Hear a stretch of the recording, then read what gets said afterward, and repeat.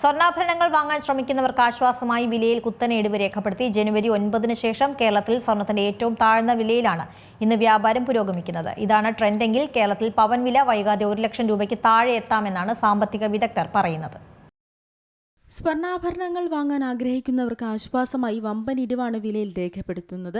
ഇന്ന് രാവിലെ ഗ്രാമിന് 545 രൂപയും പവന് 4360 രൂപയുമാണ് കുറഞ്ഞത്. ഇതോടെ ഗ്രാമിന് 12835 രൂപയും പവന് 1,02,680 രൂപയുമായി. ജനുവരി 9 ശേഷം കേരളത്തിൽ സ്വർണ്ണത്തിന് രേഖപ്പെടുത്തുന്ന ഏറ്റവും താഴ്ന്ന വിലയാണിത്. ജനുവരി 29 പവൻ വില 1,31,160 രൂപയും ഗ്രാമിന് 16,395 രൂപയുമെന്ന സർവകാല റെക്കോർഡിലേക്ക് എത്തിയ ശേഷമാണ് ഈ തിരിച്ചിറക്കം.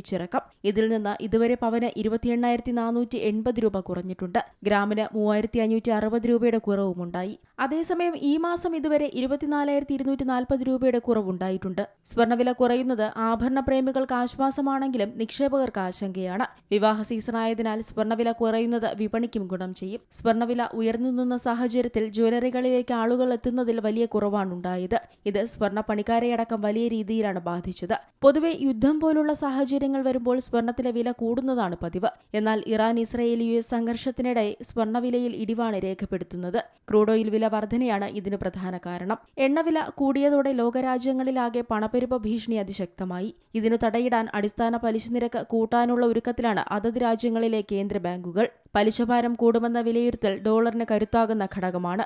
ഡോളറിലാണ് രാജ്യാന്തര സ്വർണ്ണ വ്യാപാരം നടക്കുന്നത്. അതിനാൽ തന്നെ ഡോളർ ശക്തമാകുമ്പോൾ സ്വർണം വാങ്ങുന്നത് കടുപ്പമാകും. ഇത് ഇന്ത്യ പോലുള്ള രാജ്യങ്ങളിൽ നിന്ന് സ്വർണത്തിനുള്ള ഡിമാൻഡ് താഴ്ത്തുകയും വിലയെ ബാധിക്കുകയും ചെയ്യും. അതോടൊപ്പം പലിശഭാരം കൂടുന്നത് ട്രഷറി നിക്ഷേപം, ബാങ്ക് നിക്ഷേപം എന്നിവയെ കൂടുതൽ ആകർഷകമാക്കുകയും ഇവയിൽ നിന്ന് മികച്ച നേട്ടം കിട്ടുമെന്നത് ഗോൾഡ് ETF, സിൽവർ ETF എന്നീ നിക്ഷേപ പദ്ധതികളെ അനാകർഷകമാക്കുകയും ചെയ്യും. നിക്ഷേപകർ ഇവയിൽ നിന്ന് പണം പിൻവലിച്ച് ട്രഷറിയിലും ബാങ്കിലും നിക്ഷേപിക്കുന്നതും സ്വർണത്തിന് തിരിച്ചടിയാകും. യുദ്ധം തുടങ്ങും മുൻപ് $5,400 രാജ്യാന്തര വിലയെങ്കിൽ ഇപ്പോഴത് $4,369 ആയിട്ടുണ്ട്. അതായത് $1,000 അധികം ഇടിവുണ്ടായിട്ടുണ്ട്. ഈ ട്രെൻഡ് തുടരുകയാണെങ്കിൽ പവൻ വില വൈകാതെ 1 ലക്ഷം രൂപയ്ക്ക് താഴെ എത്തുമെന്ന് സാമ്പത്തിക വിദഗ്ധർ ചൂണ്ടിക്കാട്ടുന്നു.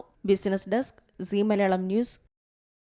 ഏറ്റവും പുതിയ വാർത്തകളും വിശേഷങ്ങളും വിരൽത്തുമ്പിലറിയാൻ സീ മലയാളം ന്യൂസ് എല്ലാ ഡിജിറ്റൽ പ്ലാറ്റ്ഫോമുകളിലും ലഭ്യം.